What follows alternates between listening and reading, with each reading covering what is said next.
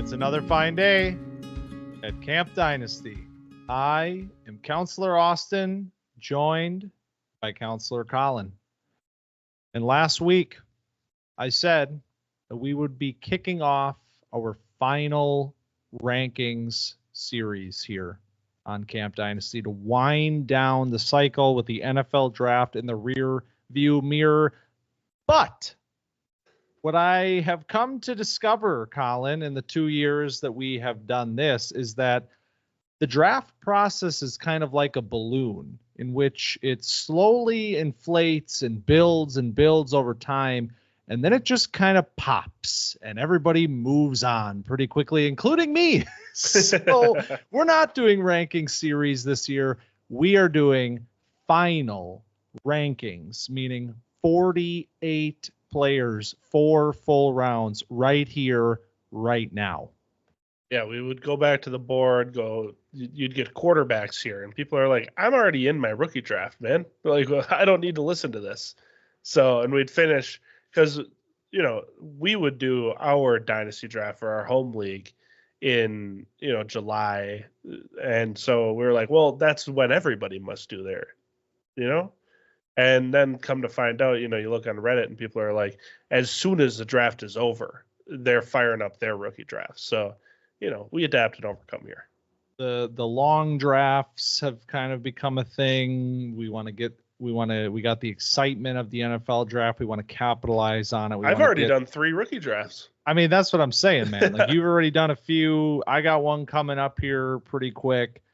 It's the nature of the beast at this point. And honestly, we've talked about this class so much and we know it so intimately, and our rankings have been shared to the point now where I think let's just look at the class holistically. Let's see how it shakes out, how landing spots affected the final order. And then we'll wind this thing down and we're going to be on to 2025 before you know it. So like I said, we got 48 players to get through. So that's a lot. What we're going to do for rounds 4 and 3 of rankings, batches of 6.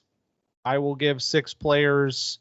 Collin will give 6 players. We will talk about the groups that we've shared and then get through. And then once we get to number 24, we'll spend a little more time on each player. But in the spirit of kicking this thing off, getting through the 4 full rounds, Collin, I will start us today. Wow. How does that sound? That sounds pleasant. I'm not ready for this, but here we go. I was just saying I could tinker with this as long as I'm allowed to. Yeah, I tried really hard to be like, if I'm on the board, which name am I taking next? And we'll find out if this is. Let's just get into it. Let's get into it. Number 48 on my board is the infamous Michael Penix Jr., the backup to Kirk Cousins for the foreseeable future. Number 47, tight end, Eric All, Iowa, straight to Cincinnati, to the Bengals. 46 is a player that I can't quit, Jeremiah Trotter Jr. IDP here, went to the Eagles wearing 54. I mean, the vibes couldn't be better. It's perfect. Traded up to get him. I mean, I believe. Ivan Pace didn't even get drafted. Trotter went in the 5th. So 45, I got Chop Robinson, first round edge player, but not a tier 1 edge for me. And then 44, another one of my guys that I'm hanging on to here in the 4th round, Malik Washington, 6th round pick to the Dolphins. 43, Ray Davis, selected by the Buffalo Bills, running back. So for my first 6, I got 48, Trevin Wallace, linebacker for the Panthers, now selected in the 3rd round. I got Javon Bullard, DB, went to the Packers. You can look at, John Pupil at Boston College if you want to see what kind of production he's going to put up in this defense.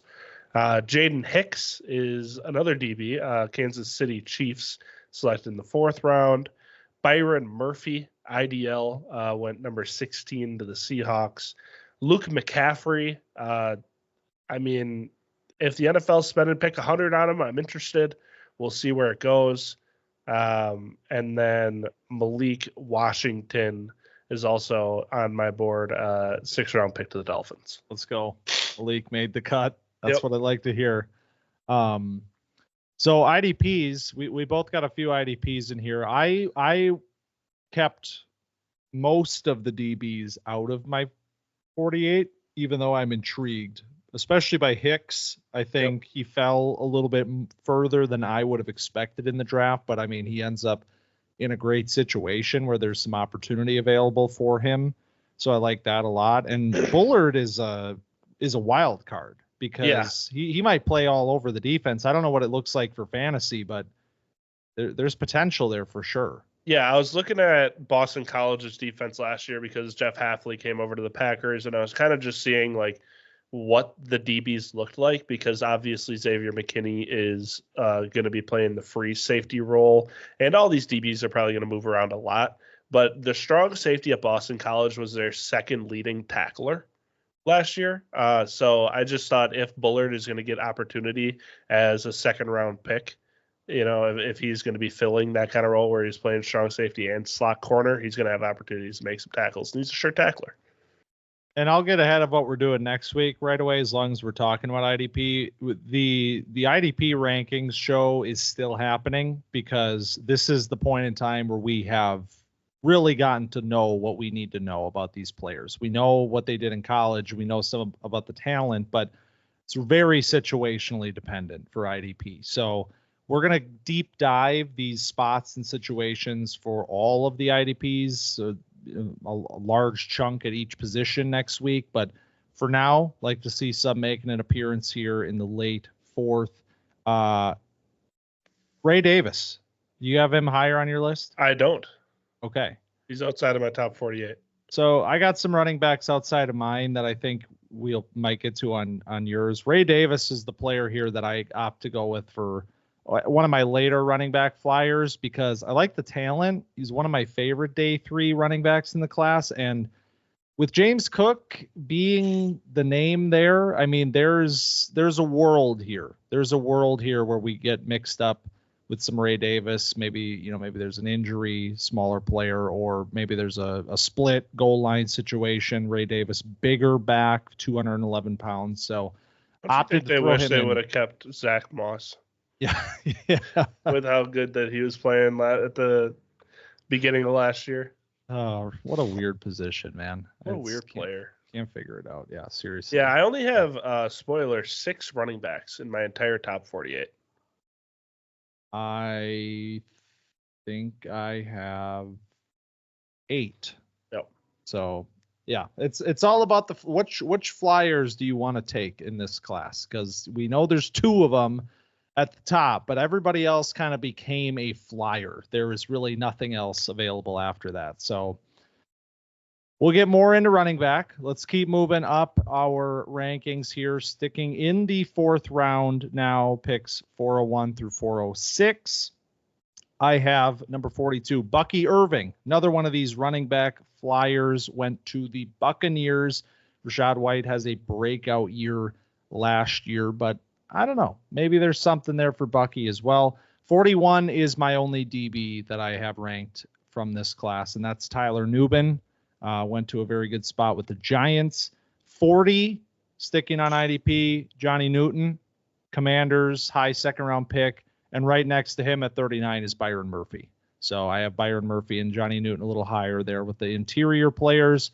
And then a couple more running back flyers on top here. 38, Isaac Garendo, who goes to a perfect situation for his talents in San Francisco, obviously behind Christian McCaffrey, but a valuable handcuff and one that I'm ranking here at the top of the 4th. And then Jalen Wright, this almost identical sort of situation here where he's going to a perfect system, the perfect scheme for the player, but we're behind a few names here. Wright becomes a little more appealing, I think, just because Raheem Mostert has this role last year, but he's 32. So somebody's going to fill that beside Devon Achane, but I still have him here at the top of the 4th.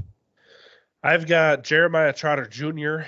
at 42, Cedric Gray at 41. He went to the Titans in the 4th round. This makes me sick, but I've got Bo Nix here at 40. Wow. 12th overall pick to the Broncos. He's going to play. So, yeah, you're not wrong. Somebody's got to take him. He's going high in Superflex drafts. Don't like that. Eric All at 39. Like you said, went to the Bengals. Love that spot.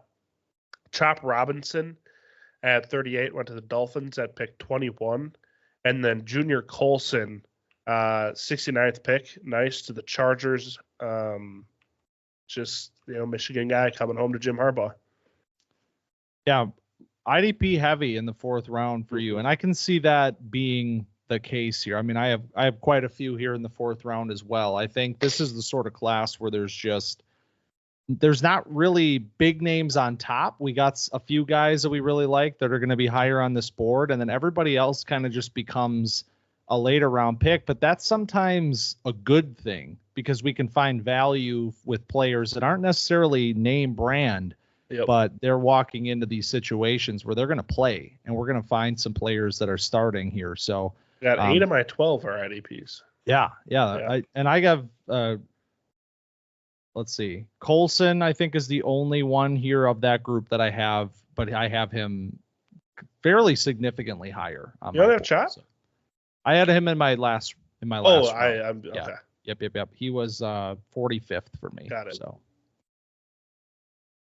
all right, 3rd round, 36. Man, it's a little. Now that I'm looking at it, maybe this is a little irresponsible for me to have this player over names like Wright and Garendo, but Audric Estime. I mean, the fall of the century here on draft day, and I'm still believing in the player. I think that the Denver backfield is. Hey, I have him higher. So you have him higher. You're preaching to the choir. All right, hell yeah, dude. I still believe. He's 20 years old. Come on.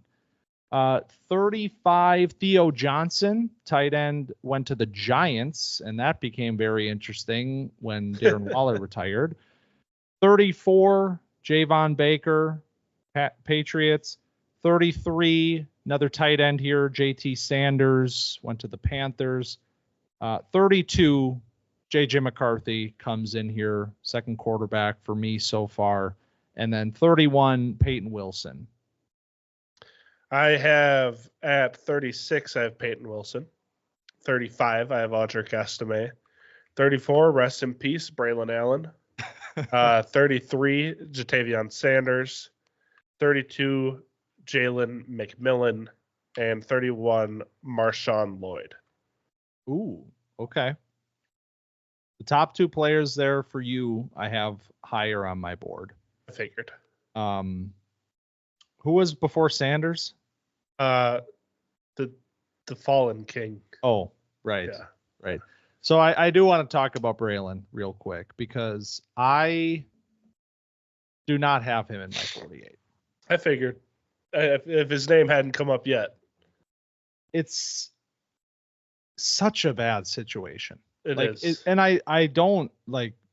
I was not like the biggest Braylon Allen hater in the world either. Like this was my RB4 pre-draft, and I just kept trying to figure out a situation in which this player sees meaningful snaps outside of, catastrophe for Breece Hall. And it's a tough sell, and he's a priority waiver ad for me if you have the spot for him, but I wish it was different. Yeah, the way I feel is like both Braylon and Estime are guys that you're kind of having as a handcuff behind talented young running backs, Braylon, I don't know. He's very young. There's upside here. There's a hard road to carries. And that's why he free falls down my rankings. I still love the player in general, but it's not looking great. I'll tell you that. It just sucks.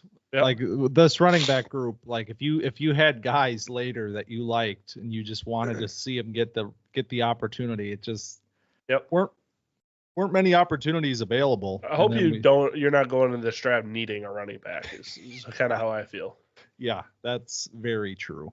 So let's get to 2025 on that one first of all. But all right, we'll keep it moving into the second half of the third round here.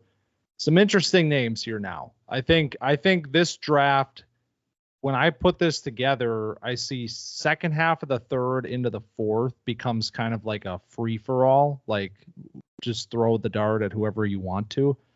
This range, top half of the third, I think there's some real names here yet.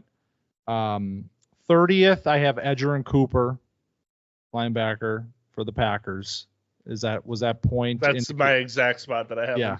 All right. Sick. So Cooper, player that we liked pre-draft, didn't love, but perfect situation, gonna play, fits the scheme very well. So he became my linebacker 2 in this situation. And then linebacker 1 right after him, 29, is Junior Colson. So Colson I did like quite a bit, was my linebacker 3 pre-draft, and the capital with spot, just it solidified it for me. So I got the linebackers here in the top half of the third, and then we go some more running backs. Marshawn Lloyd at 28. I like the Packers situation. I don't think it's going to happen early, but it could happen. 27, Blake Corum. Same thing. I have no idea what to think about the Rams, but they spent the capital on him. Kyren was really good and should play again next year, but I'm wondering if this turns into more of a split.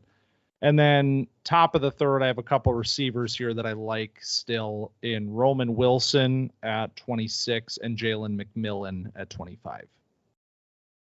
For me, Edgerrin Cooper at 30. I have a pair of quarterbacks, J.J. McCarthy at 29 and Michael Penix at 28. Oh.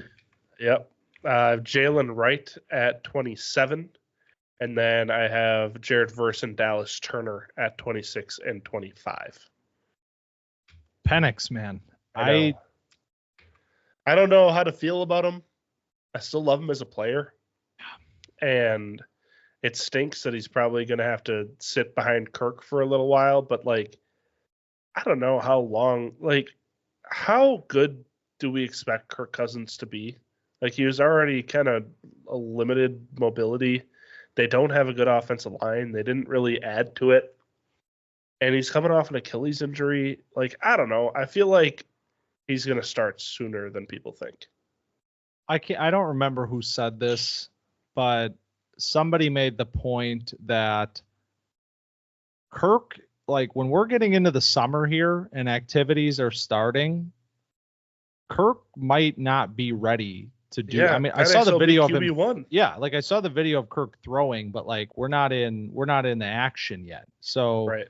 If Penix is opening as the guy in those initial situations, and he's slinging the pill, I don't know. It could be right. Could make it really interesting. But I think even with being a player that it's they took him at 8. If he's sitting for a couple of years, it doesn't matter. They still think he's the guy. So throw him on your taxi. Yeah. Pick him at 28 and then throw him on your taxi. Yep. Marshawn Lloyd was a player that you had a little bit lower on. Yeah, I had him at 31. And Corum as well. Are we still waiting on Corum? Not in your. Don't 48. hold your breath. Don't hold your breath. Not in your 48. No. Huh? There's no evidence that Sean McVay uses a number 2 running back in his offense. He never has. So I don't really expect that to change. I feel like that's kind of Kyren insurance. I think they like Kyren so much. They're like, hey, Blake Corum is kind of a Kyren clone. We can do the same thing. And if he goes down, we can throw him in. But I don't think he does anything markedly. He's kind of the same player. Kyren's a good NFL running back. And Corum, I think, will be the same. I just don't know if there's going to be opportunity there. But that's what's so mind blowing to me is why are they spending this capital? Yeah, for a backup running back. If it's exactly what you're saying. Packers did it with A.J. Dillon. Oh well. And we see how that turned out. That's the thing. So, this is where the Marshawn Lloyd conversation begins, though, because we've seen the Packers a couple times now in the last several years. They want 2 backs. Yes. They want two backs that they can count on, that they can play, we can rotate. Dillon was not the player that they wanted, obviously. We get Josh Jacobs now. Aaron Jones is gone. Marshawn Lloyd, I think, is gonna be the number 2 here. And I think they're gonna get him involved early, especially in passing situations where Josh Jacobs has never really been a focal point. I mean, Marshawn Lloyd is the perfect piece for that. If they want to get him involved in the passing game, that was something he did very well last year at USC. So I think there's going to be early opportunities. We'll see what he can do with them. We'll see if he can hold on to the football. That's going to be a big, thing to watch with Lloyd, of course. But I'm excited about his prospect long term. He's an older back, but I think, within the next couple of years, we could see meaningful touches.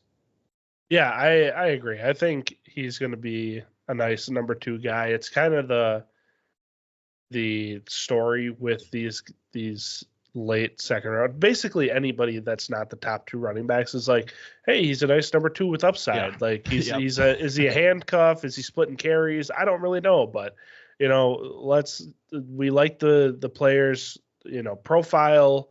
Let's see where this goes. And Lloyd is one of those guys where it's like, yeah, he can catch passes. He has some burst.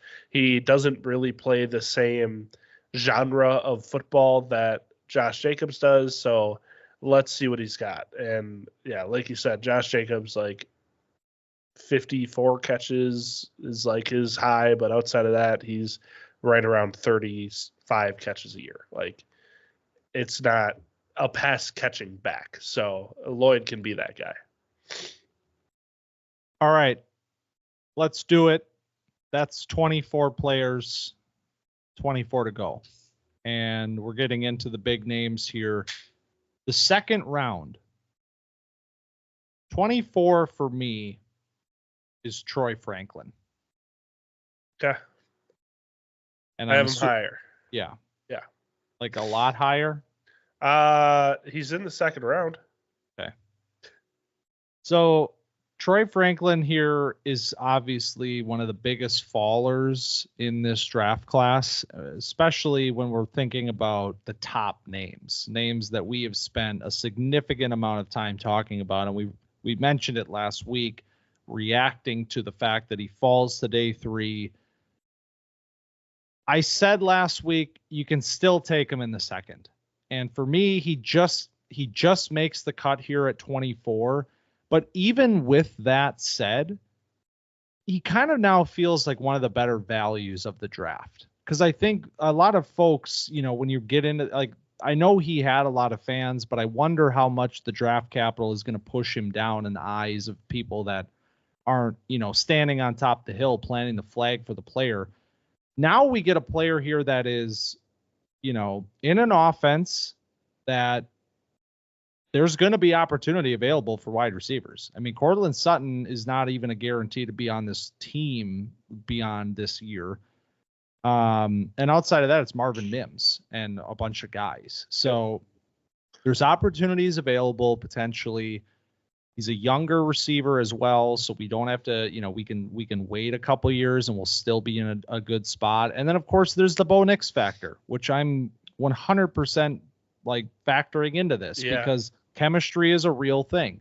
And this was his number 1 target last year. So he went from like maybe a late first round pick to now being like one of the better values, I think, in rookie drafts. Yeah, he's not a real value at where I have him. I feel like he's maybe a little overdrafted in the spot that I have him.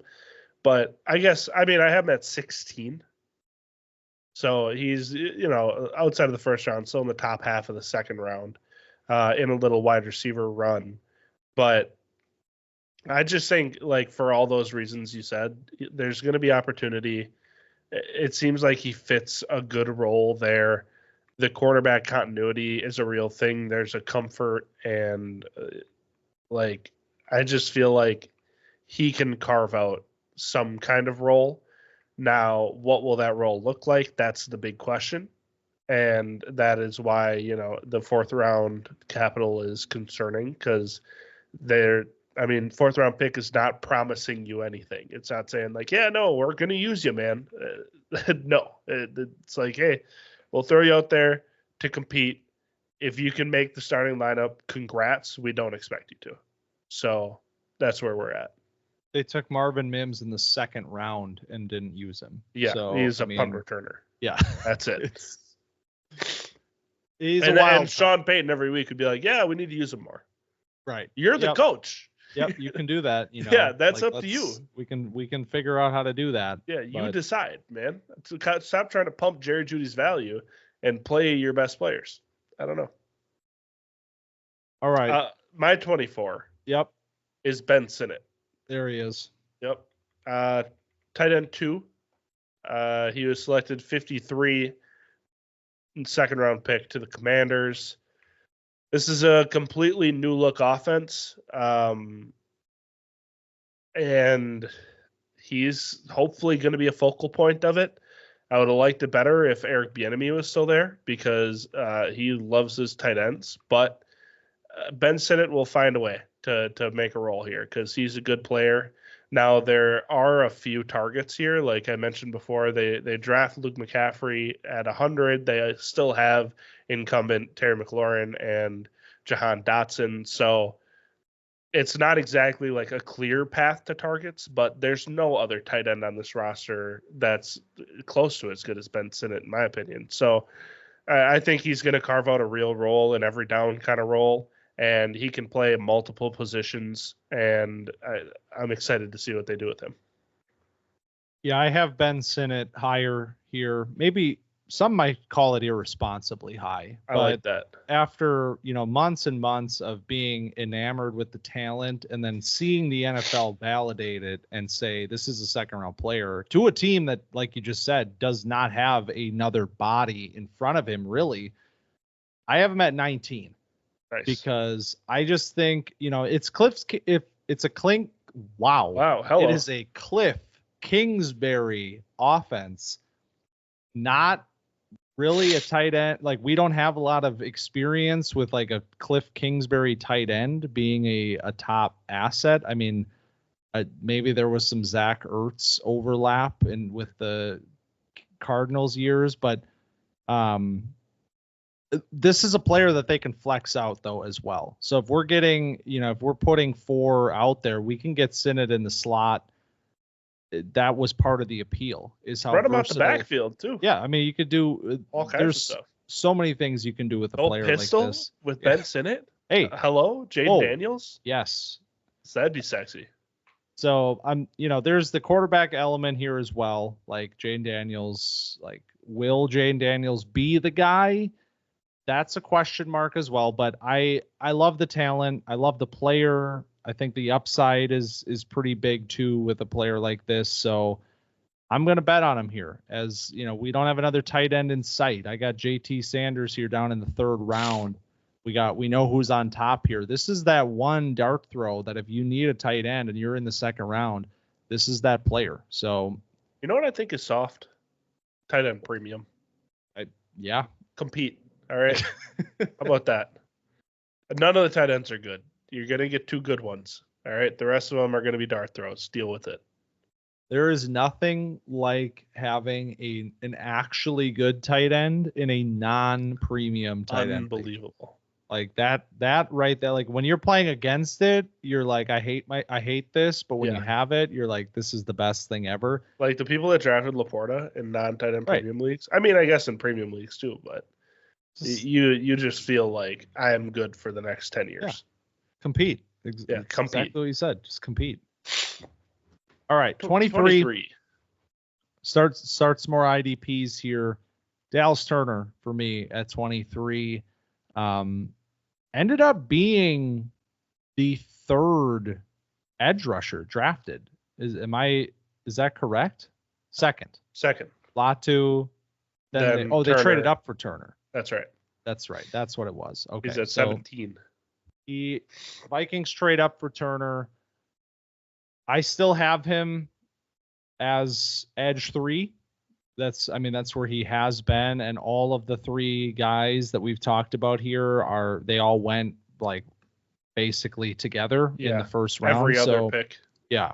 So I still have him here at number 3. I think, great spot. Like we got Jonathan Grenard in free agency.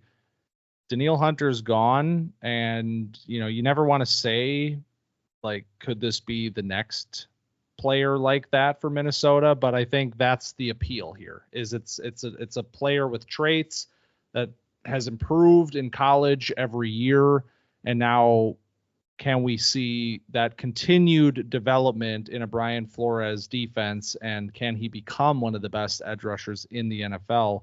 That's why I'm still taking him here in the bottom of the second round. Yeah, like you said, like I mentioned before, I have Dallas Turner at 25, so right outside where you got him. I have Jermaine Burton at 23. I know you have him higher. I do. Yep. I do have him higher. Do you have him significantly higher? 17. Okay. Burton went to the Bengals at pick 80, which is a very interesting spot because he'll slot in probably as their wide receiver 3 day one. And on top of that, with the T. Higgins question mark, and if he can, outkick his coverage here as the 80th overall pick, like you could be looking at some real opportunity for Burton. So I like him here at the bottom of the second round. If he doesn't quite hit that, you're not getting burned. But if he ends up, smashing, you're getting a good player late in the second round. Yeah, I think he's like the embodiment of a lottery ticket this year. Right. Where it's like you're spending the second round capital because of who the player is and the fact that he got into a situation where he's going to be on the field no matter what, with Cincinnati running three wide receiver sets so often. Then there's the T. Higgins element of like, this could just be their number 2. Like this could be in the plans. Like if we see what we need to see out of Burton in his rookie year, like that might be what we need to move on, not give T. Higgins a big contract. Then it becomes very interesting. But there's also the character concerns. Like he's probably not a third round pick in the NFL if that doesn't exist either. So you got to balance all of that, like the risk of the player. There's some, uncertainty about the situation, even though I would say it's mostly good. So for me, 17, middle of the second, it becomes like I can't put him any lower, even though rookie year, like maybe there's players below him here that are showing you more as a rookie. I still want to bet on the talent of Burton long term and just hope that he keeps his act together and becomes a featured piece of this explosive offense. All right, 22. Xavier Legette.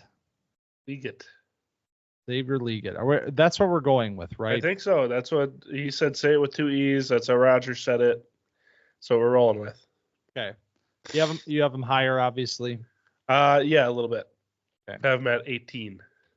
So this is one of those things where it's like I don't want to disrespect the player because it's a first round pick in the NFL.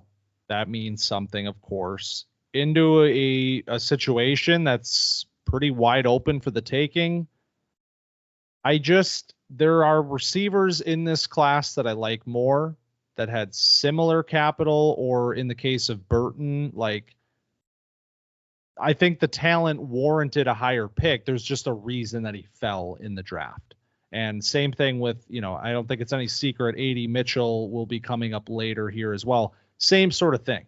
So it's like, yes, he's a first round pick, but I'm not sitting here ordering these players by NFL draft capital. Like there's still a lot to be considered here. Legette, I like. I've always liked the player, but that's just it. I like the player. I think he's solid.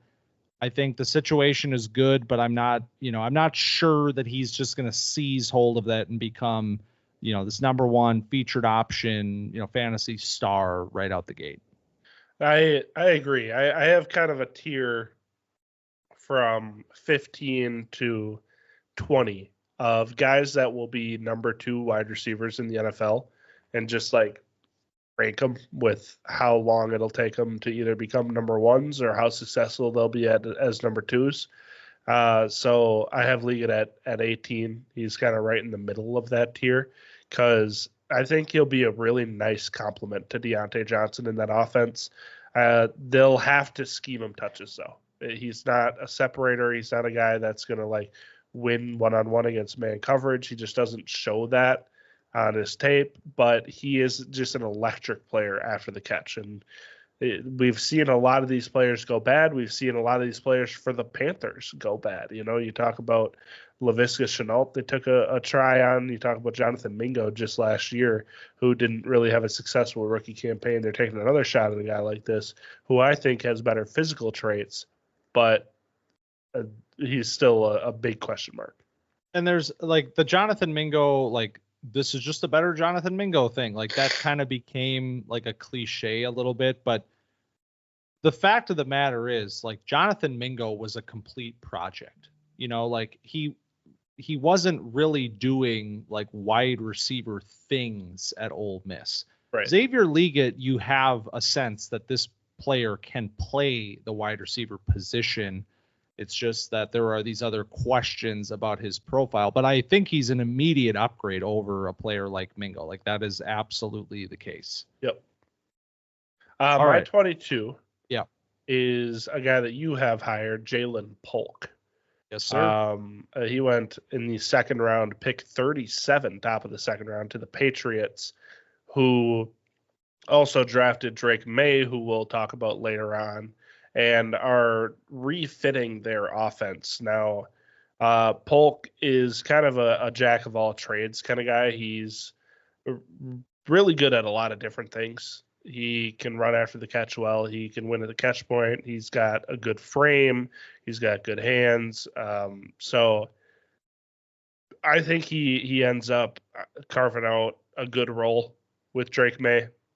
All you got to do is find a way here to impress your young quarterback and create a connection. And I'm not sure who does that in the wide receiver room in New England, since they all have a ton of question marks. But here's Jalen Polk at 22. I mean, the situation could not be better for a player like this, where there are, like I've said myself, obviously I love the player. I have him at 14. That's where I had him pre-draft, and that was with like a my guy tax. And now it's just like, this is real. Like it's a perfect situation because you question, you know, the upside with a player like this. Like I've said, he's a rock solid number 2. But the thing about rock solid number 2s is when they have opportunity in an offense to show that, you know, maybe they're more than that, that's when you find some real gems.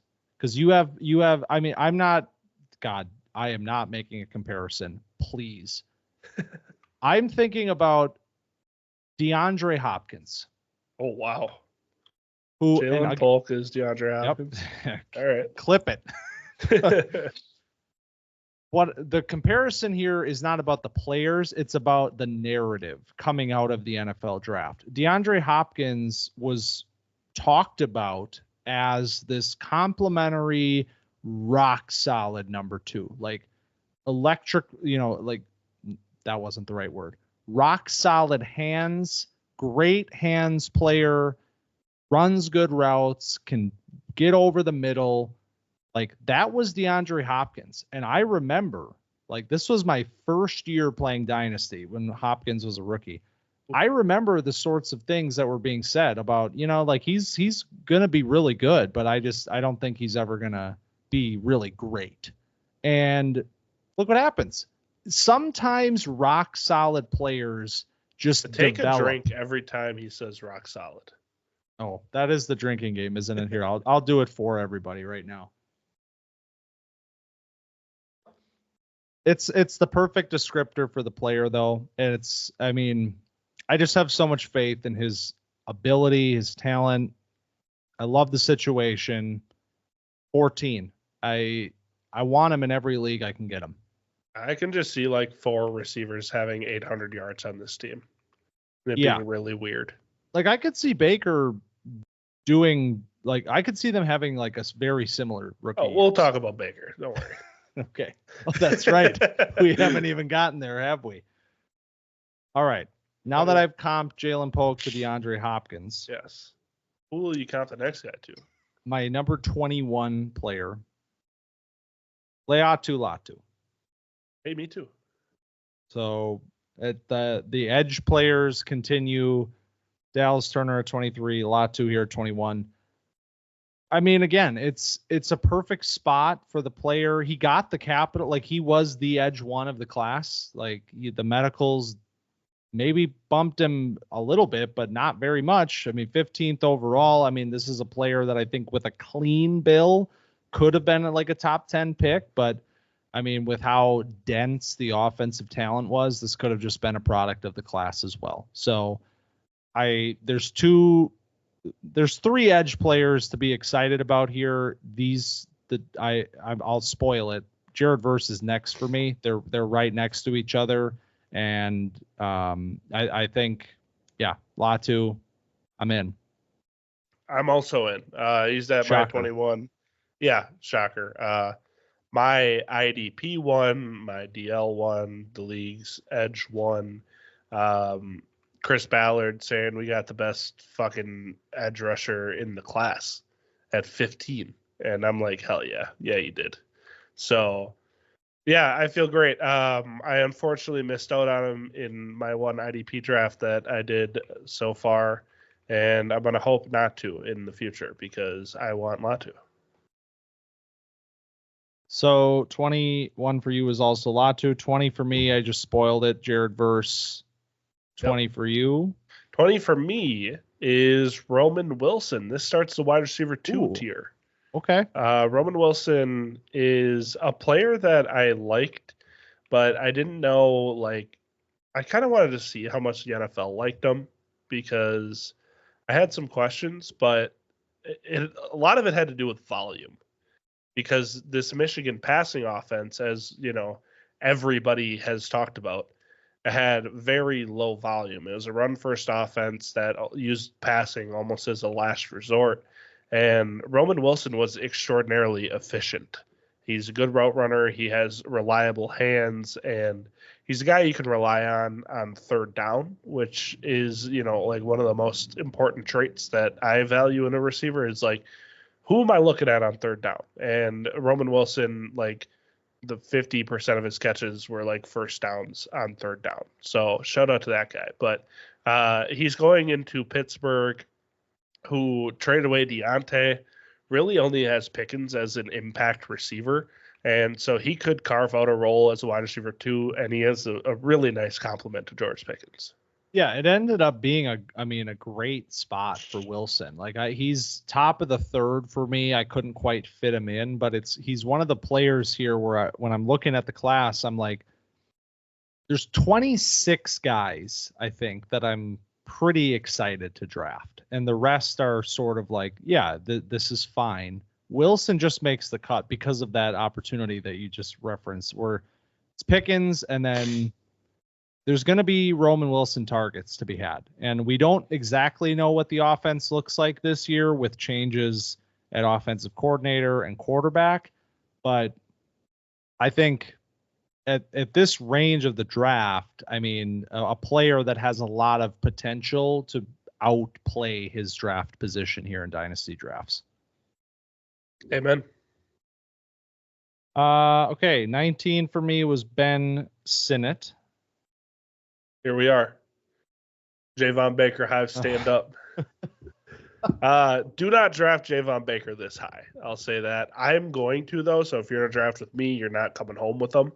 But any other situation, probably don't take him this high. It's a little irresponsible. That being said, I think he's going to be the wide receiver 1 on the Patriots. I think him and Polk will be similar in stats. I think they play off each other very well. But when a guy is coming out and he's this pissed off about going this slow and he's like, no way in America 10 receivers are better than me, you're out of your fucking mind. Like, come on. You don't get a little bump for that. You do. So Baker, I liked him as a player in general. He got, he stayed the same from my pre-draft rankings to my post-draft rankings. He was at 19 before. He's at 19 now. Nothing really changed for me. I expected him to go, later in the draft. He ended up going in the 4th round, pick 110, which I didn't mind. Didn't have a ton of production until his senior year. And let's see where this goes, because it seems like he's motivated. Seems like he has a bunch of athletic tools, and he's a reliable guy. So I like him a lot. That wheelchair quote that was sticks the with dagger, me, man. Yeah. It's just like, I make people wheelchair stand up. Like, unbelievable. It's an unbelievable quote. Absolutely. I am hoping that both of these players, Polk and Baker, are like, I hope that this is the nucleus of this offense. Maye, Polk, and Baker. Because, I mean, how fun would that be if Drake Maye gets to come into the league and just have 2 solid receivers right alongside of him in a situation that we were like, who is he throwing to? Like it was so barren coming into the draft, and now we have 2 names to be really excited about. Yep. Could be a little bit like the Packers were last year. Yeah, exactly. Wicks and Jayden Reed.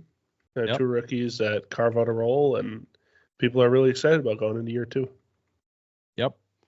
Well, I got a player here at 18 that I know you're going to be really excited about and that you're going to have higher on your list. Malachi Corley. We can talk about him later. All right. Moving on. 18 for me is Xavier Legette. Okay. 17 for me is Jermaine Burton. And I have Ricky Pearsall. Ooh. All right. So Slick Rick went to the San Francisco 49ers in the 1st round, which was a little bit surprising. That being said, he has a lot of tools. The only thing really wrong with him is that he's an old player and he doesn't have a ton of college production. I think that has a lot to do with the quarterback play. But I just, I think he's just going to be a nice wide receiver too on this 49ers team behind whoever doesn't get traded between Ayuk and Debo. And that's the question that everybody has, is when or if are these guys going to get traded. If neither get traded, then you probably bump them down a little bit. But it sounds like the word on the street is that one of these guys is getting moved. So then he's going to slot into a number 2 role. If not this year, then next year. And that's why we play Dynasty, because then you get to hold on to this guy. But then he'll be 25, and it'll be a little weird. Yeah, there are so many things going on with Ricky Pearsall. Like, when you think about, like, where do I want to take this player? I mean, the obvious element here, the major element, is the trade scenario, because somebody needs to get moved. Like, they spent a 1st-round pick on him. They like him a lot. Good player, fits the scheme very well. Right now, he's a wide receiver 3. So it's really hard right now if you're doing rookie drafts and you don't know what's going on, you don't know for sure that somebody's gonna get moved. You're kind of like, well, there's other guys that I could take here that are maybe have a clearer path to opportunity, to targets. So I have him at 16. So he's right. I mean, we're basically right together here. I think this can swing both ways. I think there's a world where if the Ayuk trade or the Debo trade drops in the next couple weeks here, and you got a rookie draft coming up at the end of May into June, this could be a 1st-round pick. Right. It could absolutely be a 1st-round pick at that point in time, because I'm excited about. I'm very excited about the situation. Like, would not have expected him to be a 1st-round pick, obviously, but then also to go to the 49ers in, playing in an offense where you can see the targets very clearly. If he is the second option, then yeah. So 16 is where I landed for now. Well, my 16 was Troy Franklin. Right. So we can move on to 15, it sounds like. So 15, Jayden Daniels. Okay, I am at 13. Okay. So I think this is where I've had him. I don't know if he moved here for me.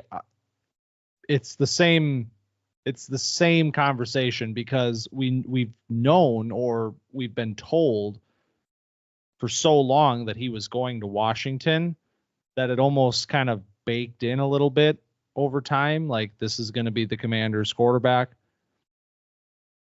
The upside's definitely there. We know that. We know that the player has the upside as an elite rusher, but I'm not putting him in the first round, and I'm not putting him above Drake Maye. Yep. That's basically where I'm at. The only thing that changed with Jayden Daniels in my ranking is the people around him. Nothing really changed about him. There's only so much that can be said about these quarterbacks at this point. I don't love Jayden Daniels as a prospect. I don't love him as a processor. I think he gets to I think he gets to scrambling too quickly, and he doesn't keep his eyes down the field when he's, getting out of the pocket. All that being said, I think he'll have really good rushing upside, and that is something that is very valuable in fantasy. So once you get outside of that first round, you're looking for that kind of upside. Quarterback is a pretty shallow position at the top, and he's one of the guys that has a chance to end up in that top tier just based on how he looked the last 2 years at LSU on the ground. But I worry about his durability, and I worry about his passing at the next level. 14 was Jalen Polk. For me, the rock solid Jalen Polk. So 14 for you is somebody that you'll have higher, Trey Benson. Yes, sir. Yep. How high do you have him? I have him at number 9. All right. So Benson went to the Cardinals, which was, when we did our perfect matches episode, we talked about Jonathon Brooks, I think, to the Cardinals. And I think Trey Benson's name also came up with the Cardinals. The Cardinals were my perfect match for Benson, but we were not aligned. So right. There was not perfect harmony in the universe. That's right. But harmony has been achieved with this pick. And Benson will be, quote unquote, behind James Conner. James Conner's 29 years old, which is, as ancient as you can get for a starting running back. So I don't think Benson will have to wait very long to have an impact role.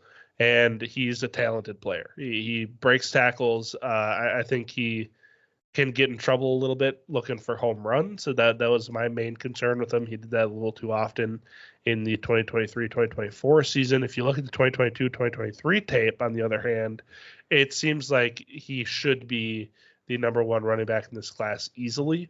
But there are just questions that arise from last season, and him getting this kind of draft capital to this kind of situation tells you what the NFL thinks about him. And that's really what we were looking for with this running back class. It's one of the most, I'm so curious to find out where these backs get drafted in, now that it's happening, there are rookie drafts happening. Where are people taking the backs? Because for me, last week when we talked about the landing spots for Brooks and Benson, I was like, these are perfect spots. There's opportunity, maybe not immediately, but very soon for both of them. And yet the highest I can go with Benson is 9. And that's as somebody that has him as RB1, that loves the talent, that thinks the fit is perfect. Always have loved the player. If I can only go as high as 9, and we're down here at 14, where are these players going to go when it comes to the real deal? So that's a question that I'm asking myself. But like I said, number 9 for me, there was a world where I wanted to put him higher. I just could not talk myself into some of the receivers that I ended up putting ahead of him here. I just think this situation is perfect. I think even if he doesn't play, and that might be, if he has a slow rookie year behind James Conner, he's going to be an amazing buy candidate, because we know that this running back class is weaker. If you have somebody that spends a first round pick on this player and doesn't see a return immediately, I mean, look what happened with Zach Charbonnet last year. And I mean, that's a different situation, but like when you're spending late first capital on a running back and 1 year later, you have not seen that investment paying off, the value is drastically changed. So if I can't get him this year, I'm going to want to buy him ahead of 2025. I'll tell you that. Amen. Number 13, Drake Maye. Just falls outside the first for me. And it hurt a little bit. He's been in the first round for me all the way through, and nothing really changed here. We talked about the fact that they are building the infrastructure around the player. The Patriots spot was always a little weird because of how barren this offense is, and the turnover here and the changing of the guard with Belichick. We don't really know what to expect, but man, it couldn't have worked out better for the Pats. I mean, you get Gerard Mayo, we're starting a new era, and you get this level of a player sitting at number 3 in the draft. I mean, it might not be pretty year one. And I mean, there's folks that think like Brissett's going to play for the first few weeks, maybe. And I don't know if I believe that, but it could happen. Like year one might not be the year, but man, I have a lot of faith in the player long-term to be the guy in New England. I don't even care if he sits for a couple games. I think it wouldn't really be bad if he did sit for a few games. That being said, I like the draft spot for Drake Maye. I think a lot of people are kind of down on Maye after the draft, and they're taking Really? Yeah, I've seen. I mean, the consensus right now is Jayden Daniels over Maye, and that has to do with a lot of different things. Yeah. But I just don't really agree with that. And like I said, I love this spot. I really liked what they're doing to surround him with talent. So we'll see where it goes from here. But I'm a big Drake Maye fan, and I think, you look at the draft board where it goes LeBron, Darko, Carmelo, and we might be looking back at a similar situation. Oh my God, he did Jayden Daniels dirty. But do I disagree? Maybe not. Number 13 for you was Jayden Daniels. So number 12 for me. Yep. Into the first round, and he has not escaped it. He hung on just barely. It's Keon Coleman. Where did he land for you? Keon Coleman is number 5 for me. Oh, let's go. Yeah. Oh, I love that. Hell yeah. Absolutely love it, man. I mean, the Buffalo spot it's perfect. It's kind of what we were talking about. Like we were thinking 28, like for a long time, it was like Keon Coleman and Josh Allen feels like a match made in heaven. I'm not going to lie. I am a little bit frightened by Brandon Beane's comments that they are going to play him at the X wide receiver position. It frightens me a little bit, and I wish that it didn't. And I want to be more. I kept him at 12. I'm not moving him out of the first round. I wish that I didn't have to think about that. Yeah, Coleman is just somebody that I've really liked through the process, and talk about all-time off-field vibes. Him and Javon Baker, different ends of the spectrum in terms of like off-field personality, where Baker's like, I'm going to murder everybody that passed on me. And Keon Coleman's like, hey man, this is awesome. I'm in the got NFL. This jacket at Macy's. Yeah, this is the best. I'm super happy. So Coleman, I just feel like has a ton of upside. The reception perception tree is gonna scare people away, and I understand. I respect Matt Harmon a lot, and I just feel like there's more that Coleman can do. It's kind of a similar feeling that I have about Corley, where they were kind of underutilized at each of their respective colleges, and with Coleman, he has the prototype size. I would like to see him in more of a big slot role, but I'm excited to see what he can do as a number one X wide receiver, and he has opportunity here. Now, might he end up being a bust? Sure, but I love the player, and he got great draft capital, and they're saying he's going to be Josh Allen's number one guy. So I'm in.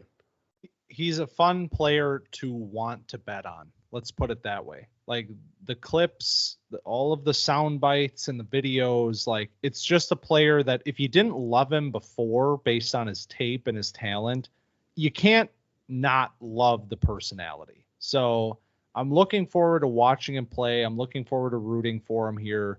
If he becomes that player that we saw in the middle of the college football season, when the eyes lit up a little bit and we were both sitting there saying this might be the second best player in this class. Oof. If that player, what a moment, ever, develops out of what we currently are with Coleman, a 20-year-old player, turns 21 this month. Not a finished product. And so looking forward to it. I hope it happens. My number 12 is Jonathon Brooks. He went to the Carolina Panthers. He's my running back. One squeezes into the first round here. Outside of him, it's like basically all wide receivers. But they obviously hate Miles Sanders in Carolina. Chuba Hubbard is who we thought he was, I guess. So Brooks is going to be the most. Oh well, they just signed Rashad Penny. Wow. But Brooks is gonna be the lead back there. I think we can be confident about that. And he was sitting at 12 for me pre-draft. Doesn't really move because all the players above him are really talented. But I'm just excited to see him, see what he looks like after the injury. This goes back to what we were talking about with Trey Benson. Like, I have Benson at 9 and I have Brooks at 10. You have Brooks at 12 and Benson at 14. Like, yep. Where do people value the running backs? Like, if you're a team that needs a running back and you're not willing to wait, you're not willing to, your running back is going to come in this class. Where do you have to be on the board? That's the question, because you might have folks like me who have Benson and Brooks higher, 9 and 10. And then you might have teams that are just prioritizing the talent at the wide receiver position. And you might be in a spot already where, yeah, they're going to fall to 11, 12, 13, 14. So it's a tough game this year for running back needy teams to try to navigate this board and try to figure it out, because there is no consensus on these running backs, and they're going to have fans, and then they're going to have folks that are like, yeah, they're fine. Like they're okay. Like we might have something here, but I'm not going to bet on it as to be a featured player. And so I mean, Brooks, I like him a lot as well. Obviously, number 2 running back, number 10 overall on my board. Opportunities there. Might not it might not happen right away, but it doesn't matter because he's 20 years old. So he's one of the young. We talk about Braylon Allen, Estime, all these young players. Here's the good player that's 20 years old. So easy player to want to bet on. Number 11 for me, A.D. Mitchell. I have Drake Maye at 11, who we mentioned before. I have AD Mitchell at 7. So this was a really hard one for me. Was how far down do I want to move AD Mitchell because of what happened on draft day, knowing sort of why it happened. I bumped him down a little bit. There's wide receivers ahead of him that weren't ahead of him before the draft, but 11th overall, I mean, it's as far as I can go with it. Like, there was a world where like he went 53 or whatever it was, and I was like, man, is he even a first rounder anymore? And once I looked at it again and stacked the board, there's no way he's not a first round player, even with that capital, because the talent's too good. If the fall could be attributed to a number of things, but I don't think any of them are related to the player's ability as a wide receiver. And Chris Ballard was very emphatic about that, about how much he loved the talent and how much the criticisms of the person were unfounded and unwarranted. So the offense is a little busy now. There's a lot of names here, and we don't really know what it's going to look like, but I just have a sneaking suspicion that this could end up being the best wide receiver in this offense before too long. How awesome are the War Room videos? Like, can I get more?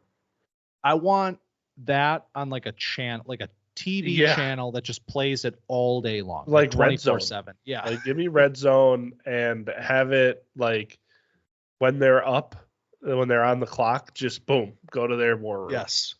And give me like a double box when they call another team about a trade. Like I want a full production, and that would never happen, but that'd be awesome. AD Mitchell, I'm very excited about. We were talking about pre-draft when we were doing our mock draft that we could feasibly see a Colts wide receiver pick. And we are talking about as high as 15 with Brian Thomas Jr. They wait and get AD Mitchell in the second round.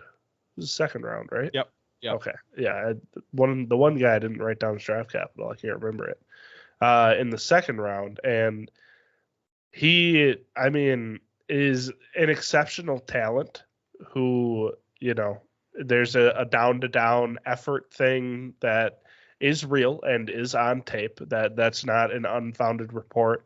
And then there's the reports that may be unfounded. So I'm going to take Chris Ballard's word for it and take him at 7 here. But yeah, man, I like this Colts offense. I like the direction it's going. Might be one of my favorite teams to tune into when I'm not watching Green Bay. Do we have your 11 already? 11 is Drake Maye. Okay. Number 10 was Jonathon Brooks for me. It's Caleb Williams for me. Ooh. Yeah. So this is the same spot I had him pre-draft. Well, is it? Okay. Yeah. I couldn't remember. I was like, it shouldn't be that surprising. Yeah, no. For some reason I thought you had him higher. But... No, him and Drake Maye right next to each other. This class is just so loaded at wide receiver that Caleb Williams ends up at number 10. I mean, what hasn't been said about Caleb Williams at this point? You know, I got a text saying, you guys didn't really touch too much on Caleb Williams last episode. And I'm like, well, we've been talking about him for 9 months. Like, we've everybody has exhausted what there is to say about Caleb Williams. But really good player, really good supporting cast. They did a ton to help him in the draft. I just think he's going to be good for a long time. So, Caleb Williams here at number 10 for me. Where do you have him? Well, we didn't talk about him much last week, so let's talk about him right now because I moved Caleb Williams up the board. He is now at number 6 for me. All right. One quarterback, people. This is one quarterback. It's one quarterback plus, 6-point passing, -3 interception. I've said for the 9 months that you're referring to that 7 is like the highest I'll put a quarterback in these scoring settings. I put him at 6 because I look at this board and I see talented wide receivers I see a quarterback that can become the best quarterback in the NFL. I truly believe that. And it's like we haven't talked about him for like in depth for quite a while because we've spent so much time earlier in the process talking about him because of his notoriety and his talent. I think this is the point in time where I just reinforce the fact that I think this is just a different quarterback, and I'm putting him at number 6 because when I'm on the board, when I'm on the clock, I got 5 players that I really, really like, really, really feel confident in. There is not another player in this draft that I feel even close to as confident will become an elite talent at their position than Caleb Williams. So 6 might feel high today, and you might not even need a quarterback in a middle of the first situation, but the middle of the first today can turn into 2+ firsts tomorrow when this player turns into the quarterback that I think he is. I think he should be at 7 on my board. I think you talked me into that.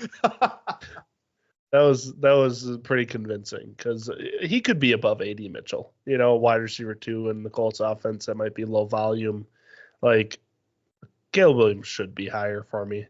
Well, it's uncomfortable because of the we know what we know about how quarterback works, where it's like you kind of you bake that in where it's like, think about your league and think about how many teams have a quarterback. And when you're not in super flex, it's like, okay, yeah, we got Patrick Mahomes, Josh Allen, Jalen Hurts. I'm moving them up right now. Like, well, I'm already halfway through a 12-team league and I got like star quarterbacks here, but I think all it takes is one team. All it takes is one team that needs a quarterback. And if they want to pay the price for Caleb or the quarterback that you might already have, that's the thing. Like, I just think it's hard for me to envision a world in which I take a different player over Caleb Williams, even if I don't need him. Yeah, Caleb Williams is at 7 for me. So live updates. Good player who went number 1 overall to probably the best situation that a number 1 overall pick has ever been in. Can't really complain about that too much. So I made a mistake and I'm being held accountable, and that's okay. Look at you. Hey. I love that. Hey, we all have to be willing to adapt to new information. You want to know what I did last year? I have a confession to make to the people, and it may harm my reputation, but I traded Jordan Love for Mark Andrews. So we're not perfect here. I can tell you that. Hey, that's okay. It's not. It was in Superflex, not tight end premium. Okay, well, it's not good. You could have just said it was like. I don't want to lie to it was to my brother too, so it was a little collusion. I don't know. Yeah.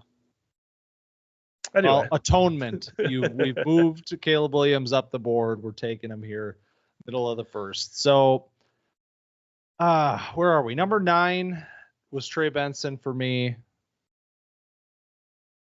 Number 9 for me is Lad McConkey. There's still one name that I'm waiting to hear. So the way it worked is when I moved the guys down to Caleb Williams at 7. I haven't said my number 10. I just messed this all up. Okay. Number 10 is Malachi Corley. There he is. Yeah, there he is. I can see the beads of sweat starting to drop from your forehead. You're like, is he in the top 8? How high is he going? Yeah. No, Malachi Corley is at number 10 for me. And I believe in this player more than maybe anybody else, which is probably an issue, but I don't care a whole lot. I'll just take him, and then you can't have him, and when he's good, he'll be on my team. So I feel good about that, and I think that he can do more. Like, I'm going to keep saying this, and I'll sound like a broken record, and if you're tuning in every week, I apologize, but I think he can do more than what he showed at Western Kentucky. That being said, the highlight, the little training camp update where he caught a screen pass with no pads on against air. I was like, all right, the agenda is dying because of stuff like this. But I don't. He might have been a screen merchant at Western Kentucky, but I think he can do a lot more than that in the NFL. I mean, first of all, it's been a while. I refresh everybody's memory. This was 18 for me, so this was actually a bump. I had him in the in the late second. And he's now a mid second. I'm with you. Like, you're the Corley champ, obviously, because we got him up here at 10, and he's been up in the first round for you for a while. And that's great. Like, that's why it's called your board, man. Like, we're not running through the fantasy pros list right now. Like, these are our boards. Corley, I like the player a lot. Like, I don't think he's just a screen player either. Like, there wasn't much of it on film at Western Kentucky, but there's a little bit, and his performance at the Senior Bowl does mean something to me, because there were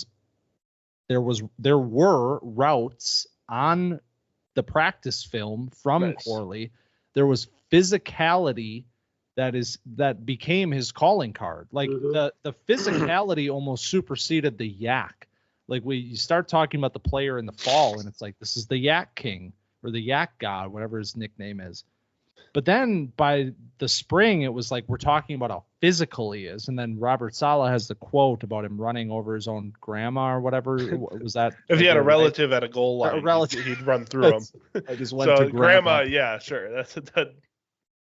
So there's these two qualities that you can really latch onto and identify with the player, being a yak machine that's physical, that's hard nosed, that really does play like a running back with the ball in his hands. But and the team loves him. We got the meme from the text, the draft day meme. We got the videos of Joe Douglas trading up and sweating and trying to make sure he gets this player. Like, all of it lines up to say the Jets love him. They want to get him involved early. He's going to operate as maybe the number 2 target in this offense immediately. I mean, like, there's not really anybody else there of note outside of Garrett Wilson. And Breece Hall, obviously. But so I like it a lot. And if you're sitting here at number 10 and you want to roll the dice on a player, I mean, there's upside here to be had with a player like Corley. And you know who's going to throw a lot of short passes this year?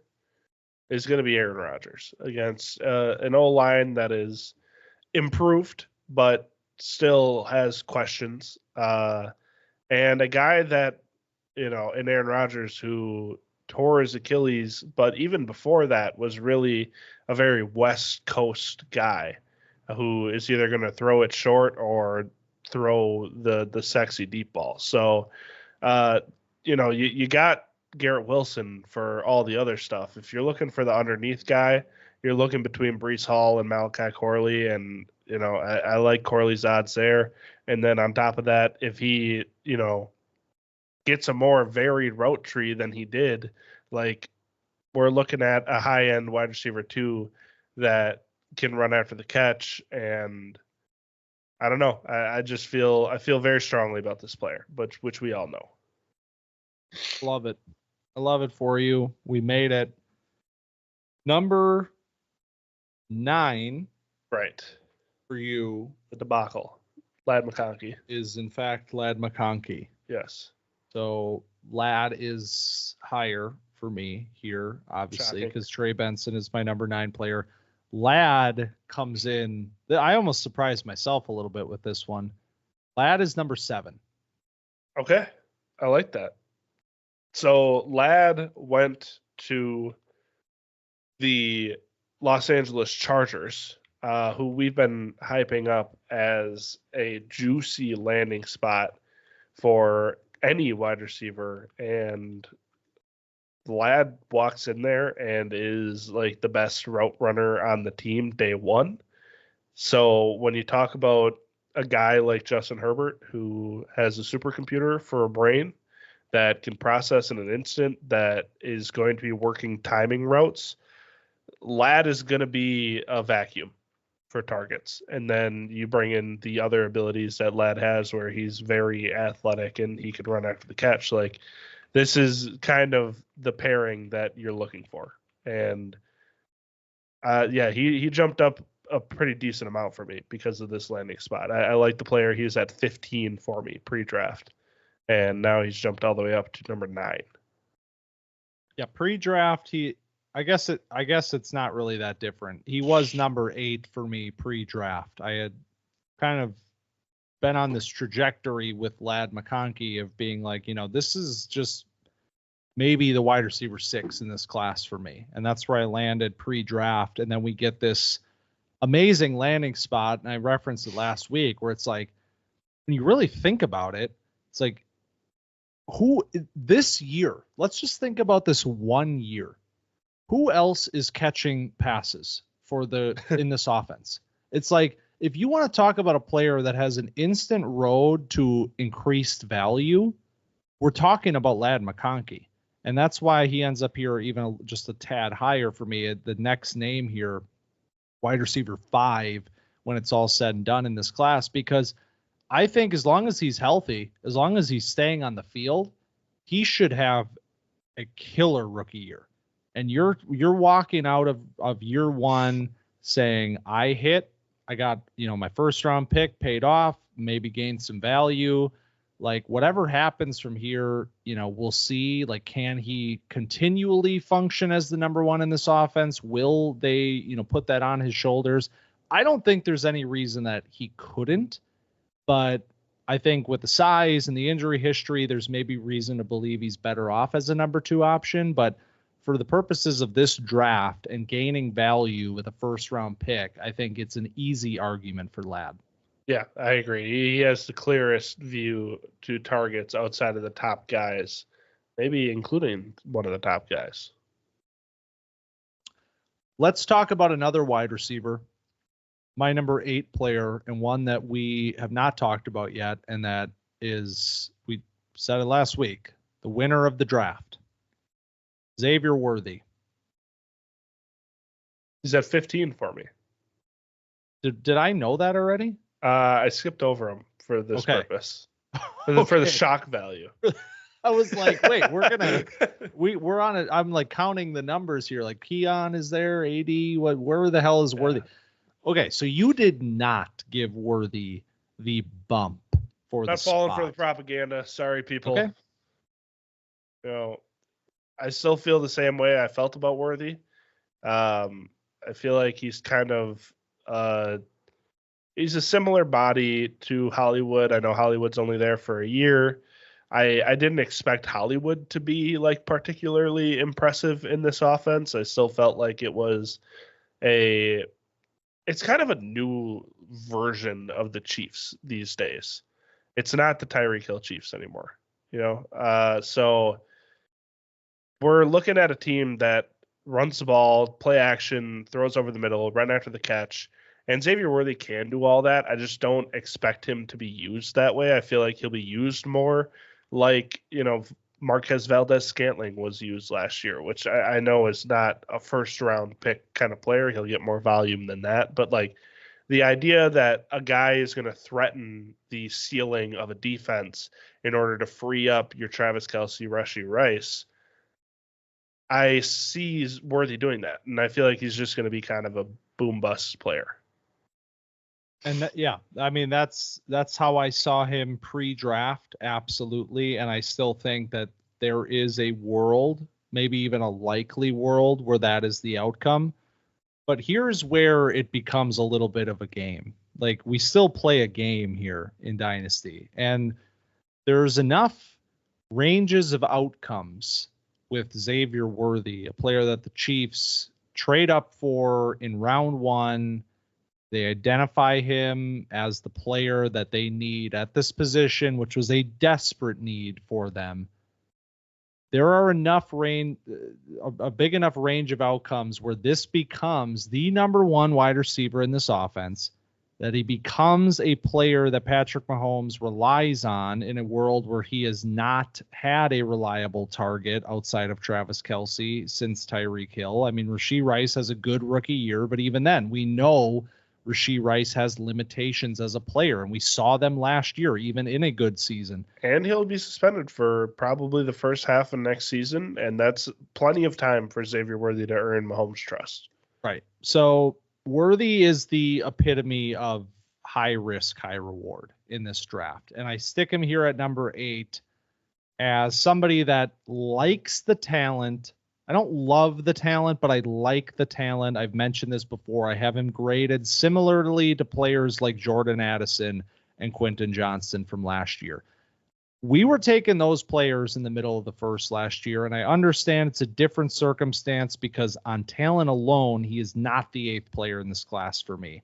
But I'm still willing to roll the dice and say if this thing works out in the way that the Chiefs want it to and that Xavier Worthy's biggest fans want it to, it's a potential gold mine. Similarly to what I said with Ladd, where it's like he's a sure bet almost to gain value as a rookie.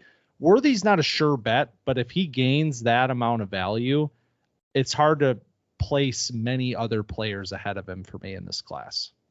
That's fair. I feel like if he hits the top end of the range of outcomes, like he'll be where he's being drafted. But yes. I just feel like he'll fall somewhere in the middle. Yep. Totally get it. I went a little bit back and forth with the running backs. I was wondering, would Xavier be in this tier with Ladd McConkey at the wide receiver position, but opted to do it. Don't blame me at all for having him lower. Number 6. My number 7 was Caleb Williams. Always. Yeah. Hey, always. From the start. Yeah. Do I know your number 6? My number 6 is Brian Thomas Jr. Okay. Wide receiver for the Jacksonville Jaguars. Breaking news, he's now number 7. We thought the 80s were back. Zay Jones leaves town, and now he took number 7 from him. Wow. Yeah. Cruel world. Heartbreaking. It's tough. I don't love him as number 7, I can tell you that. But he's a fun player that's probably going to, he's going to threaten to be the wide receiver 1 on this team. If you're in redraft, you probably bet on Christian Kirk. If you're in Dynasty, you absolutely bet on Brian Thomas Jr. because he has all the talent in the world. Now, he is not a polished player, I would say. He has somewhat of a limited route tree, but I think his limited route tree also agrees with what Trevor Lawrence is good at, and I think that I know that he's a young player, and I know that young players still have time to develop, which is why I have Keon Coleman at 5. So I believe I can't be a hypocrite here and be like, well, Brian Thomas Jr., he is what he is. Like, he will be able to develop, and he will have a chance at targets in ascending offense, hopefully.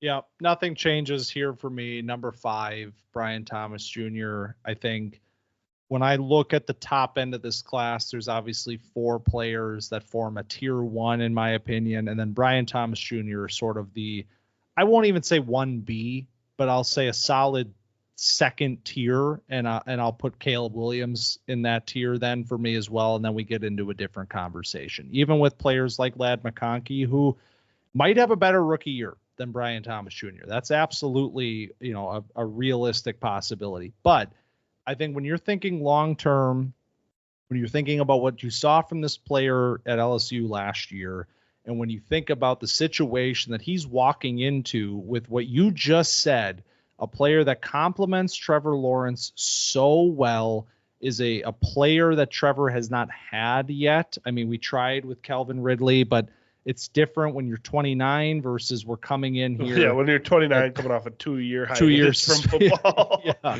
little bit different. So we wanted it to be Calvin Ridley, but that doesn't work. So let's get the 21-year-old player here with all the potential in the world. Maybe not the finished product today, but we know Trevor's going to stretch the field. We know Brian Thomas Jr. can do that. And if we can get some solid red zone work from the player as well, solve some of those woes from last year for the Jags, I think it's a match made in heaven and a perfect place for him to continue to develop. Hey, we've wanted this for a while. I'm happy that they got it. Yes, amazing spot. And they even traded back. Yeah. Awesome. Trent Baalke did something. He did the thing. It's probably not a good thing then. Oh, God. Moving down. I'm changing my rankings on the fly. No, never. Who would do that? So number 5 was Keon Coleman for you, Brian Thomas Jr., and now we've made it. We're here. So, but here's where I'm wondering if you removed Rome over Malik is what I'm really worried about. But the big question is Bowers. We'll get there. Yep. We'll get there. And number 4, Brock Bowers. This is where we get to have a conversation about Brock Bowers that we haven't really gotten to have for the entirety of the time we've talked about the player. He became the most like cookie cutter. Yep, he's Brock Bowers. We know him. We know the talent. We know what he does well. We've talked about him for a long time. Now we get to talk about what happened on draft day. And it wasn't great. Like it was not. And we talked about this last week a little bit, but the Raiders landing spot really does put a sour taste in my mouth, even though I'm not super concerned about it. Like I still think the talent supersedes here, especially when we're talking about a player of this caliber, but I just wanted to be more excited about Bowers. And I said last week, I'm not moving him down, but if you're sitting on the board at number 4, you just don't feel as good as you did a couple weeks ago. I totally agree. Bowers, the situation isn't an ideal one. It wasn't, there's some juicy ones in the middle of the first round, and the Raiders just scooped him up before he could get there. That being said, outside of the quarterback situation in Las Vegas, which cannot be ignored, it's going to be, as of now, Gardner Minshew or Aiden O'Connell. I don't mind the spot that much. He's going to be competing for targets with Devontae, with Jacoby. I don't think Michael Mayer is a big threat to him. I think he's being presented as like the main villain of Brock Bowers' story right now.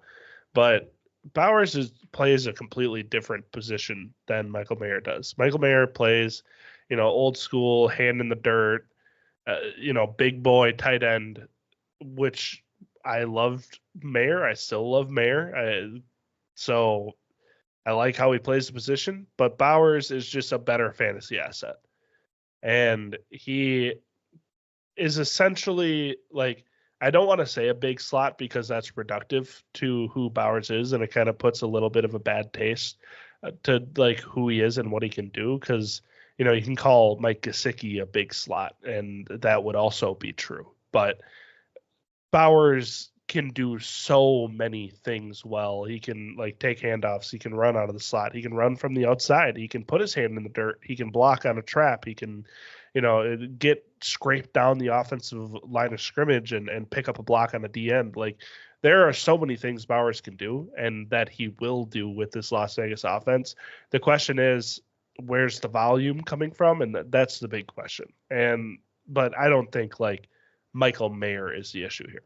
Yeah, I want to reiterate, like, I don't care about the Michael Mayer element here. Yeah. Like, that's not why I don't love this spot. And like I said last week, like, they're going to be on the field at the same time. It's probably not great for Michael Mayer managers. Like, you don't feel good right now, but like, Michael Mayer is not just nothing now because they took Brock Bowers. Like you said, they play 2 different styles of the position. They can be on the field simultaneously. That's not a problem. The problems are volume, like you said, quarterback play, obviously, and something that came up last year with Michael Mayer when we talked about him post-draft. The Raiders, through multiple regimes, multiple head coaches, schemes, we have not seen them develop skill talent very well over many, many years. And so Antonio Pierce now has this job of turning the tide for Vegas. And we saw some glimpses of that potentially last year with how the team responded when he became interim head coach. Now he is the head coach there. I'm really interested to see what style of Raiders football we get this year. And that could inform how excited you can be about the direction of the team and then subsequently the players like Brock Bowers, who should be cornerstones of a new era for this team. Yep. I'm excited to see what kind of role he carves out and how they utilize him. He's an absolute difference-making talent. Let's not lose sight of that. Let's not get bogged down by, I don't really like the spot. Like, yeah, you're less excited, but also this is a different level of player at this position. So, number 3, Odunze. Yep, me too. There's been a lot of, last week I said, I don't know what I'm going to do next week and all this. And at the end of the day, man, it's just never changed. It's never changed and it won't change. I mean, I love both of these players. Well, I love all 3 of them. But like when I'm talking about comparing Nabers and Odunze, it's very difficult for me. But Nabers he's always been the guy. And there's no reason to say that he can't be the guy in New York. Meanwhile, Odunze, I mean, Chicago's a great spot. I don't know why I'm hearing so much that this is a bad spot for him. He's literally tied to potentially the next great quarterback in the league. If we have to wait a year, sign me up. Like, I don't care if I buy low on Odunze. Yeah, like I've heard the JSN thing because he's behind 2, locked in guys, and Shane Waldron is the guy there. Like, I've heard all that, but A, different level of talent. Loved JSN, still completely different level of talent at the position. And B, like, I don't care about 32-year-old Keenan Allen right now. Like, if Keenan Allen is going to be the number 2 target in this offense this year, whatever. I got 2025 and beyond to worry about with a player like Odunze. So the spot I love, and the player is still, to me, like a 101 caliber guy at 103. Is Odunze the best wide receiver in this offense today? You could make the argument. I'm not going to make the argument because DJ Moore has earned it. But you could absolutely make a convincing argument that he does a lot of things really well. And this Bears offense scares me for the first time in my life, which I feel uncomfortable about. And Odunze is an absolute part of that. But another part of that, and the main part of that, is Caleb Williams, who will be throwing him the ball for the better part of his young career. So when we talk about these players and what we want them to have, sure, Rome isn't walking into a bona fide number 1 role like the other 2 guys, which is probably why they're higher than him. But he's still walking into a damn good spot. And I don't think that should be a reason why, you shouldn't be like, I seen him fall to 9 in Superflex drafts. Excuse me. Goodness. And that's just absurd. Get this guy off the board because he's an incredible talent. He's a blue chip guy who is going to be tied to potentially one of, if not the best quarterback in football.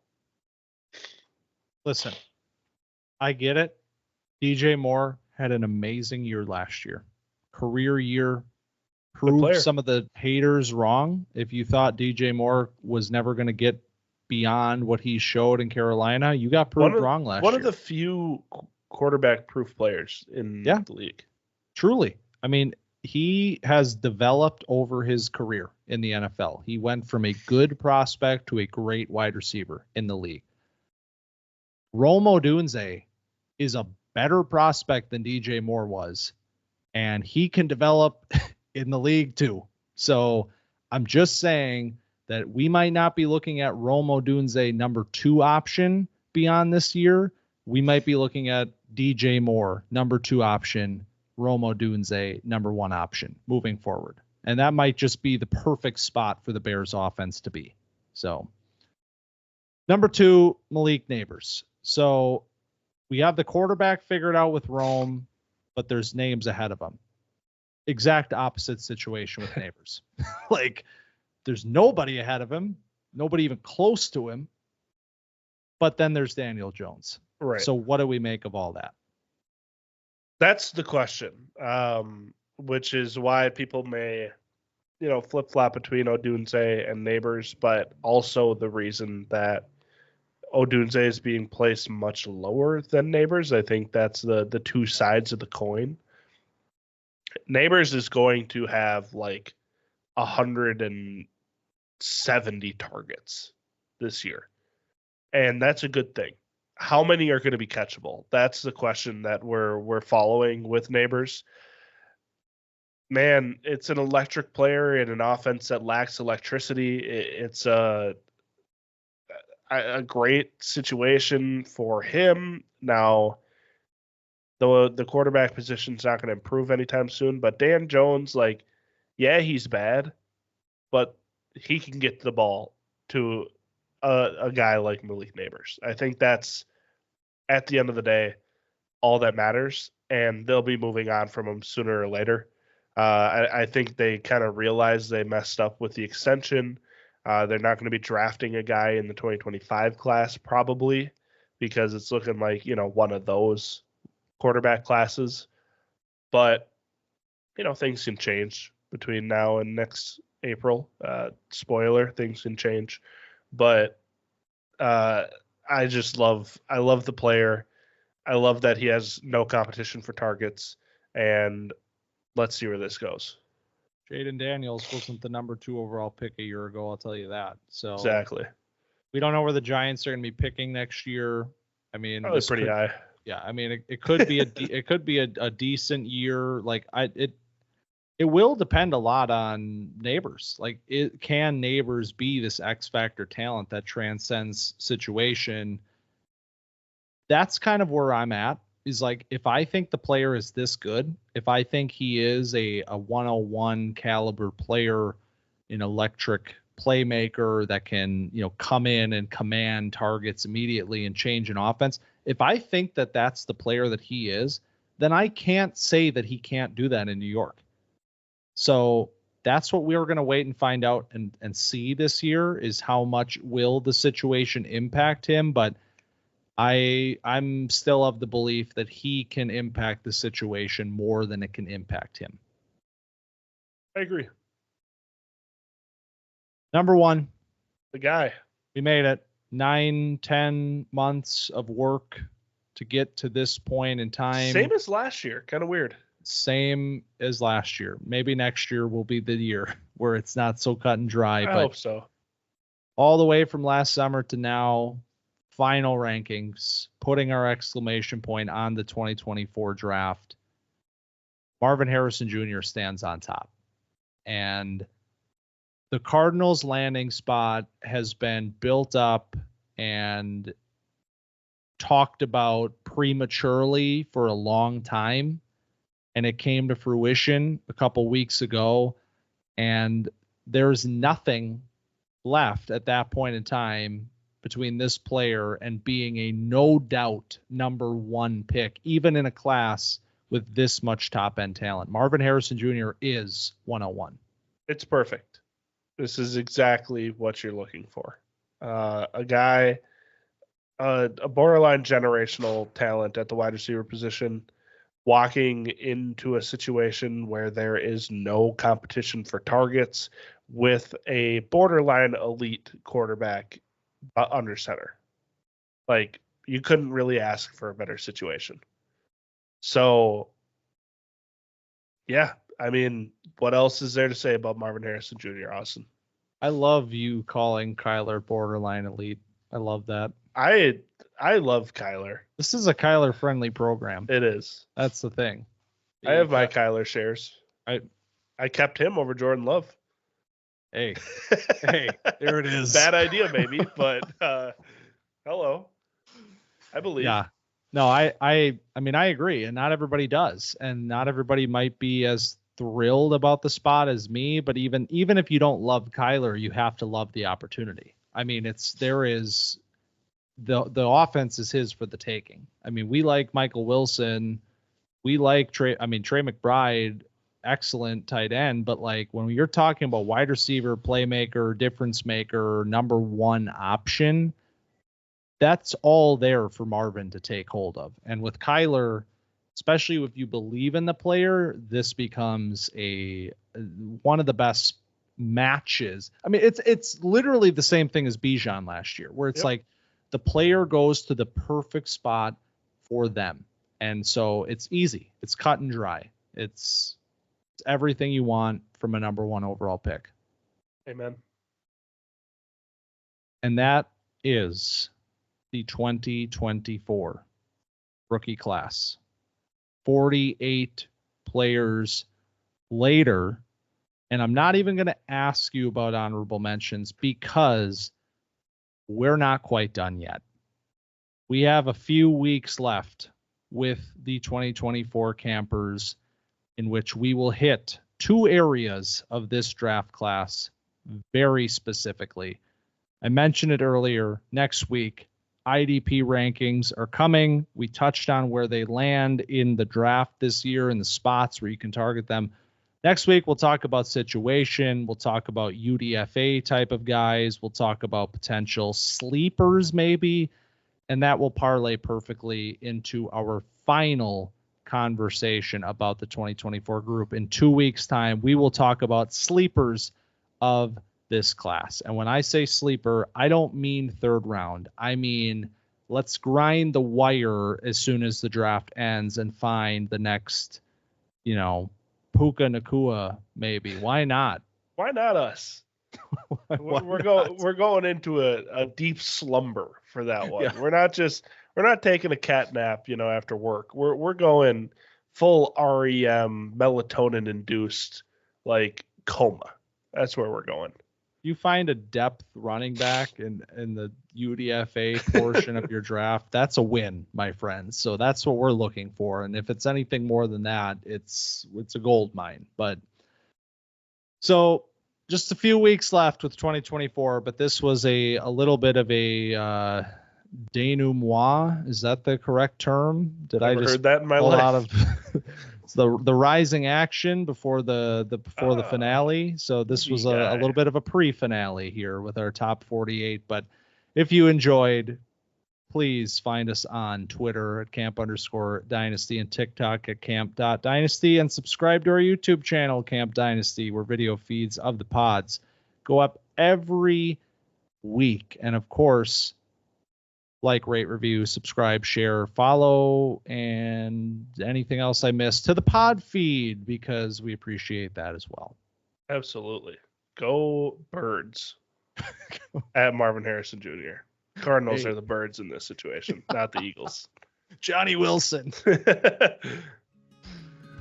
All right. Thanks for stopping by Camp Dynasty this week. We'll see you next week.